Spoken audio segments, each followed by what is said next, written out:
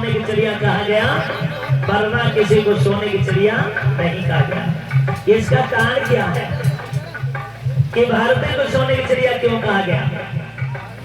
देखा जाए तो रूस बहुत पैसे वाला देश है, अमेरिका बहुत पैसे वाला देश है, चीन बहुत पैसे वाला देश है, और भारत के अंदर खाली डिब्बा खाली बोतल ले लो मेरे यार, कुछ भी नहीं है। लेकिन इस भारत देश को फिर भी सोने की चिड़िया क्यों कहा गया?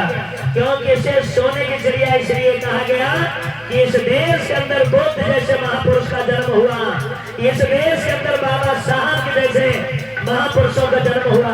और दूसरी बात है, वही भारत देश है जिस देश के अंदर कोहिनूर हीरा था, कोहिनूर, बाकी किसी देश के अंदर कोहिनूर हीरा नहीं था।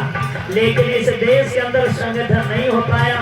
वह चीज अलग की है कि तुम्हारा हीरा भी यहाँ से चला गया, क्योंकि हम लोग देवी देवताओं की मनौती मनाते रहे।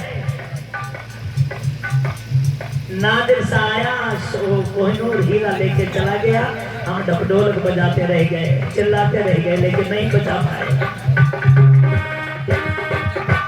क्यों? उसका कारण क्या रहा?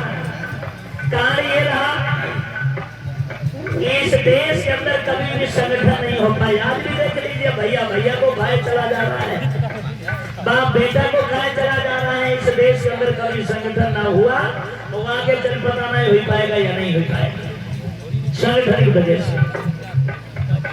और जरा सी कमी देश को बर्बाद कर देती है। ये समय तुम्हारे देश के अंदर अकबर का शासन था। अकबर का जो मंत्री था बीरबल, जो जाति का ब्राह्मण था।